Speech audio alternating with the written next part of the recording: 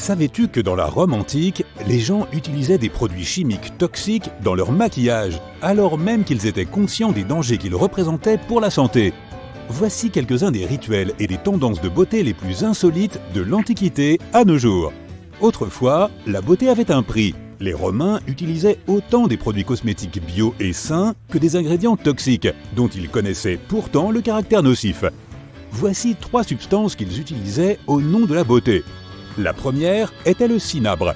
C'était un dangereux mélange de produits chimiques contenant du sulfure mercurique et du plomb rouge. Les femmes appliquaient le cinabre comme fard à joues. Heureusement, les femmes de la Grèce antique avaient des alternatives bio à cette monstruosité, comme les pétales de rose. Tu seras sans doute surpris d'apprendre que l'empoisonnement au mercure existe encore aujourd'hui, causé par certains produits de soins de la peau. Le deuxième ingrédient maléfique qu'ils ajoutaient à leur routine de maquillage était le khol. C'est une substance toxique qui présente de multiples risques, comme par exemple celui de provoquer des crampes abdominales. Pourtant, il faisait partie des produits de beauté les plus populaires à l'époque et était utilisé partout, du Moyen-Orient à l'Afrique. Quand tu te représentes Cléopâtre, tu l'imagines probablement avec son superbe maquillage des yeux, n'est-ce pas? On pense qu'elle appliquait de l'eyeliner à base de khol. Pourtant, le khol diffère des autres types de cosmétiques car il n'était pas seulement utilisé pour la beauté.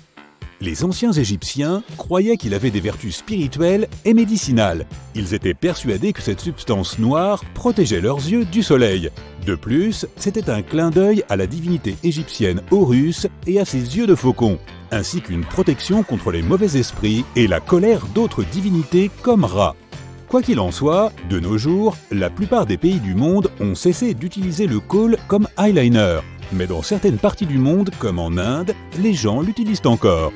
Dans diverses civilisations et à différentes époques, les gens voulaient obtenir pour leur peau cet aspect blanc comme la craie.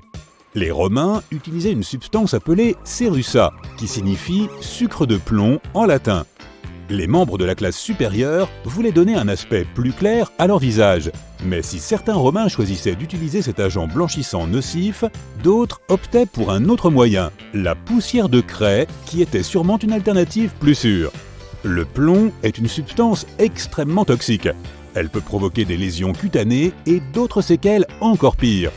Mais les Romains ont permis qu'ils trouvent une place de choix dans leur rituel cosmétique. Il était notamment utilisé comme teinture pour les cheveux. Certains chercheurs estiment que les ustensiles de cuisine en plomb provoquaient un empoisonnement à long terme, ce qui aurait pu contribuer à la chute de l'Empire. Du XVe au XVIIIe siècle, la peau la plus blanche possible était le summum de l'élégance. Les gens appliquaient donc un mélange de plomb blanc et de vinaigre sur leur visage. Ce mélange faisait peler leur peau. Ils appliquaient ensuite du sulfate de plomb pour éliminer les taches. À long terme, cette routine entraînait bien sûr des dommages irréversibles. La peau présentait toutes sortes de problèmes, de sorte que les gens utilisaient encore d'autres produits nocifs pour masquer ces imperfections. Mais tu sais comment fonctionne la peau. Dès que tu essaies de cacher quelque chose, tu ne fais qu'empirer la situation. Et une fois que tu as commencé, tu ne peux plus t'arrêter. Au fait, si tu avais vécu dans la Grèce antique, tu n'aurais pas pu laisser tes sourcils tels quels. Le monosourcil faisait partie des canons de beauté ultimes. Frida Kahlo aurait été encore plus iconique à l'époque. Les personnes qui n'avaient pas de sourcils étaient considérées comme pures et intelligentes. Les femmes qui n'avaient pas de monosourcils teignaient des poils de chèvre et les utilisaient pour relier leurs sourcils. Maintenant que ta curiosité est piquée à propos des normes de beauté du passé, passons à quelques pratiques d'Asie. Commençons par la coutume chinoise des pieds bandés. Là-bas, les canons de beauté incluaient le fait d'avoir des pieds anormalement petits. Cette mode a duré plusieurs siècles, du XIIIe au XXe siècle environ. Les autorités n'ont officiellement interdit cette pratique qu'en 1912. En quoi consistait-elle? Eh bien, il existait un dicton selon lequel la mariée la plus désirable possédait des pieds de 8 cm. Cette croyance était si répandue que les jeunes femmes devaient se bander les pieds dès leur plus jeune âge. C'était évidemment une procédure douloureuse qui concernait exclusivement les filles. Avec des bandages aussi serrés, leurs os ne se développaient pas naturellement et correctement. À l'âge adulte, leurs pieds étaient très petits et difformes. Maintenant, passons des pieds aux mains. La mode était aussi un moyen d'afficher son statut social. Certains aristocrates avaient des ongles atteignant jusqu'à 25 cm. Or, comme tu peux l'imaginer, on ne peut rien faire avec des ongles aussi longs, pas même tenir une cuillère ou se brosser les cheveux. C'est pourquoi ils avaient des domestiques pour les aider dans leurs tâches quotidiennes. De plus, ils portaient des accessoires spéciaux pour les ongles, des sortes de cages à ongles qui étaient censées les protéger des accidents. Ces protège-ongles étaient souvent en or, ce qui permettait aussi à leurs propriétaires d'afficher leur fortune. Téléportons-nous au Japon, à l'époque où les dents noires étaient populaires. La pratique consistant à rendre ces dents noires s'appelait Ohaguro. C'était le symbole de la maturité et de la beauté. La solution pour noircir les dents contenait de la limaille de fer, du vinaigre, du thé et quelques autres ingrédients. Ce mélange ne provoquait pas de coloration permanente ni de dommages aux dents, mais on dit qu'il sentait très mauvais. Si tu avais des veines très saillantes dans la France d'avant la Révolution, tu pouvais être sûr d'attirer l'attention. Les veines bleues étaient considérées comme un signe de noblesse et symbolisaient les privilèges. À l'époque, les femmes utilisaient des crayons bleus pour colorer les contours de leurs veines, par exemple sur leurs mains. La reine Élisabeth Ier a probablement été la pionnière de la tendance consistant à peindre son visage pour lui donner l'air blanc et fantomatique. Comme déjà mentionné, les gens avaient l'habitude de se maquiller le visage en blanc à différentes époques. Mais ceux qui vivaient au XIXe siècle sont allés encore plus loin, en utilisant des galettes d'arsenic. L'arsenic élimine en effet les globules rouges dans le corps, ce qui permet d'obtenir une peau plus blanche. Mais cette pâleur avait un prix élevé.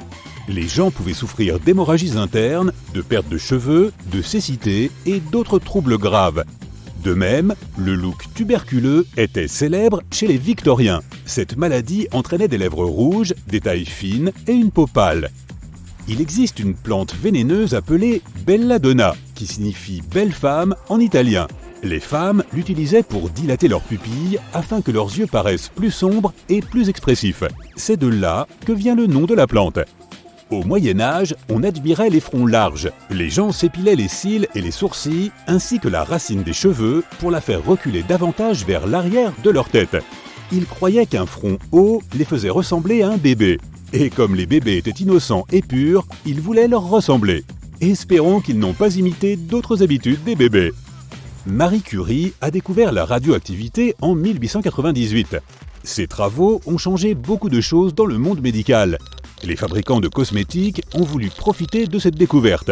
C'est pourquoi ils ont commencé à utiliser les radiations dans leurs produits. Ils se sont jetés dessus avant d'analyser les effets qu'elles pouvaient provoquer. Dans les années 1920 et 1930, certaines entreprises ont fait de la publicité pour des crèmes, des savons et des produits de beauté radioactifs. Oui, c'est difficile à croire aujourd'hui. Leurs phrases choc comportaient des expressions comme « revitalise la peau » et « énergie lumineuse ». Et pour finir, voici deux derniers faits qui font froid dans le dos. De fossiles étaient autrefois cousus dans les paupières, et les corsets des XVIIIe et XIXe siècles étaient si serrés qu'ils transformaient le squelette des femmes. Ces tendances nous paraissent aujourd'hui bizarres et cruelles, mais il ne faut pas sous-estimer le pouvoir des coutumes, des traditions et de l'apparence. Peut-être que dans 100 ans, les gens du futur se retourneront vers nous et diront la même chose des pratiques de beauté du XXIe siècle. Tu as eu ta dose de folie ou tu veux en savoir plus sur les tendances effrayantes du passé ? Réponds-nous dans les commentaires.